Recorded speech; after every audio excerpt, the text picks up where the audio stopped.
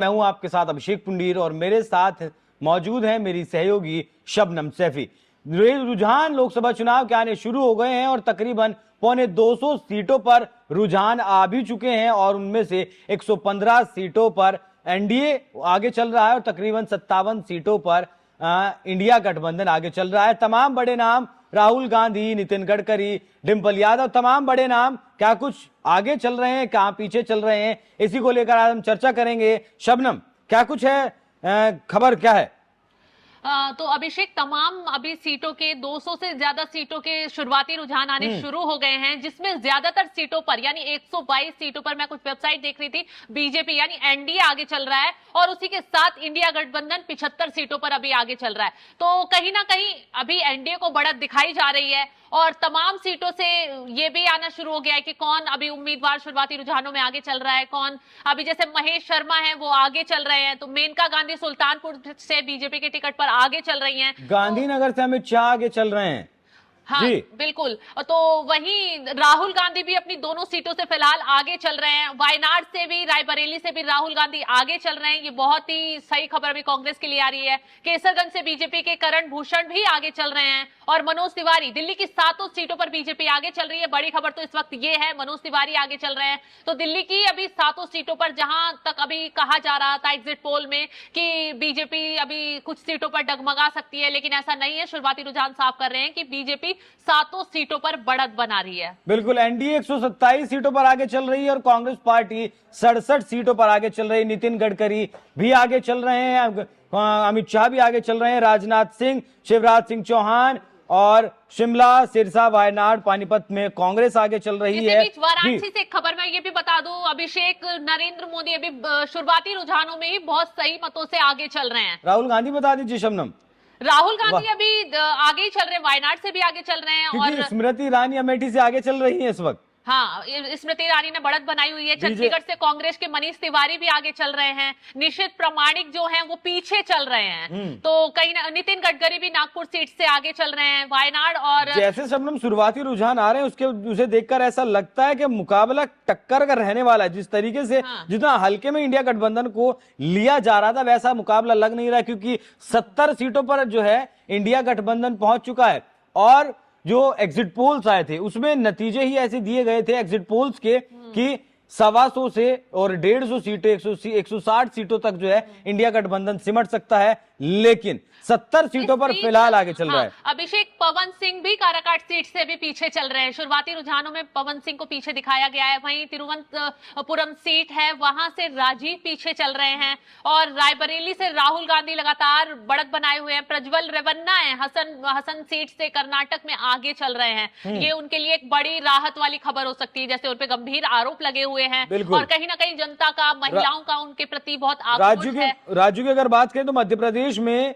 आगे चल रही है, एनडीए आगे चल रहा है। उत्तर प्रदेश में 20 सीटों पर, बिहार में 12 सीटों पर एनडीए आगे, पश्चिम बंगाल में 11 सीटों पर आगे, महाराष्ट्र में राजौरी से महबूबा मुफ्ती पीछे चल रही हैं। इस वक्त बड़ी खबर तो ये है कि अभी वो शुरुआती रुझानों में पीछे हो गई हैं। वहां से मियां अल्ताफ आगे चल रहे हैं। अब तक 250 सीटों के रुझान आ चुके हैं, जिसमें से 156 पर एनडीए आगे चल रहा है। तो 91 सीटों पर अभी इंडिया गठबंधन ने बढ़त बनाई हुई है। कहीं ना कहीं अभी शुरुआती रुझानों में कांटे की टक्कर दिखाई दे रही है। अभिषेक, अभी जो है बैलेट बॉक्स खुल रहे हैं शबनम जी, जैसे ईवीएम खुलने शुरू होंगी और जो है एक झटके में जो वोट आते हैं वो जब शुरू होंगे तो तब हमें सही पता चलेगा। शुरुआती रुझान अभी 200 पार कर चुका है एनडीए गठबंधन, 80 पर पहुंच चुका है कांग्रेस पार्टी। उत्तर प्रदेश पर एनडीए 20 सीटों पर आगे चल रहा है, तो वहीं इंडिया 11 सीटों पर आगे चल रहा है, जिसमें बताया जा रहा था एग्जिट पोल्स में कि 70 से 72 या फिर 68 से 72 सीटें भी उत्तर प्रदेश में जीत सकती है बीजेपी। मध्य प्रदेश में 22 सीटों पर, गुजरात में क्लीन स्वीप की तरफ जो है बीजेपी बढ़ रही है,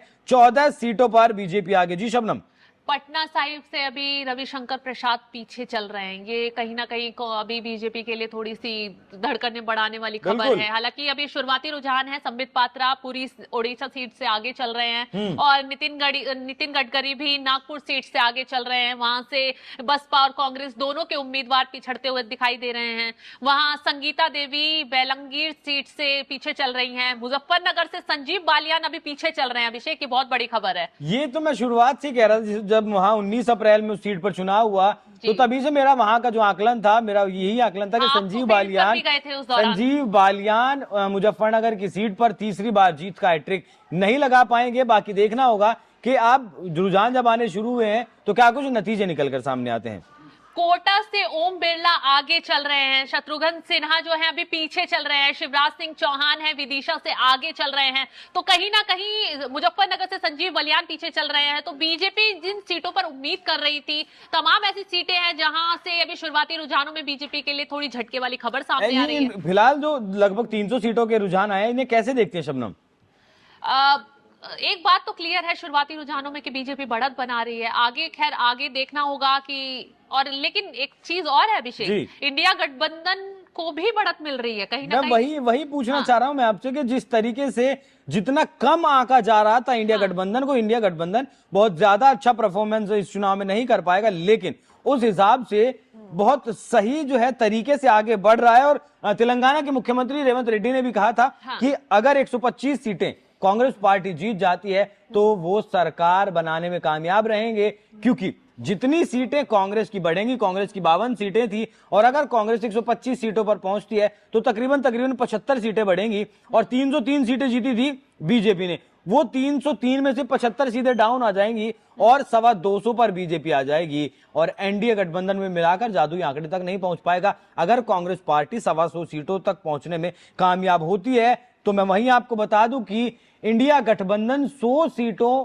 को पार कर चुका है। रुझानों में आंकड़े जो आ रहे हैं 200 सीटों पर बीजेपी एनडीए और 100 सीटों पर इंडिया गठबंधन जिस तरीके से आगे बढ़ रहा है, शबनम, मुकाबला कांटे का होने वाला है। वो एक तरफा मुकाबला जो 400 पार का कहा जा रहा था कि 400 पार बीजेपी 370 पार, एनडीए 400 पार, वो दिखाई नहीं दे रहा है फिलहाल। शुरुआती आंकड़े तो अभिषेक ये जाहिर कर रहे हैं मंडी से कंगना रनौत आगे चल रही है।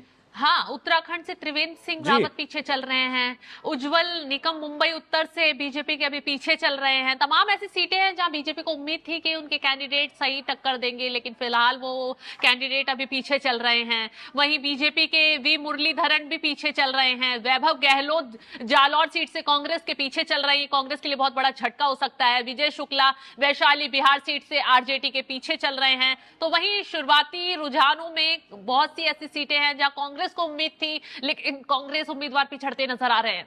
अच्छा, ये जो है दक्षिण से भी खबर जो है फिलहाल रुझानों के हिसाब से कर्नाटक में 17 सीटों पर एनडीए गठबंधन आगे चल रहा है, जहां कहा जा रहा था कि कर्नाटक में इस बार बीजेपी को बड़ा झटका लग सकता है, लेकिन फिलहाल 17 सीटों पर बीजेपी आगे है। और तमिलनाडु की जो बात की जा रही थी कि 2 से 4 सीटें बीजेपी वहां जीत सकती है, लेकिन वैसा फिलहाल रुझानों में कुछ होता हुआ नजर नहीं आ रहा है। तमिलनाडु में अब तक बीजेपी का खाता नहीं खुला है रुझान की तरफ से। सेंचुरी मारता दिखाई दे रहा है। 102 सीटों पर शुरुआती रुझानों में इंडिया गठबंधन आगे हो गया है। वहीं एनडीए की बात करें तो 174 सीटें फिलहाल एनडीए आगे चल रहा है। तो शबनम, आपके आंकड़े पीछे चल रहे हैं, मेरे जो आंकड़े चल रहे हैं उसमें 114 को पार कर चुका है, 115 के करीब जो है इंडिया गठबंधन है, और 233 पर एनडीए गठबंधन आगे चल रहा है। तो कांटे की टक्कर है, मुकाबला कांटे का, जिस तरीके से कहा जा रहा था कि एक तरफा मुकाबला 400 पार का होगा, तो कहीं ना कहीं शबनम ये जो राहुल गांधी ने यात्राएं की, 2 यात्राएं की और चुनावी प्रचार भी धड़ाधड़ किया, उसका कहीं ना कहीं असर दिख रहा है। हाँ बिल्कुल, बहरामपुर से यूसुफ पठान आगे चल रहे हैं, अधीर रंजन पीछे चल रहे हैं, वाराणसी। अच्छा, ये बताइए, ये जो है शुरुआती रुझान के आंकड़े हैं, अभी शाम तक इंतजार करना होगा फाइनल नतीजों का। वहां तक कैसे देखती हैं आप इन्हें? क्या वहां तक ये बढ़त बना पाएगा इंडिया गठबंधन?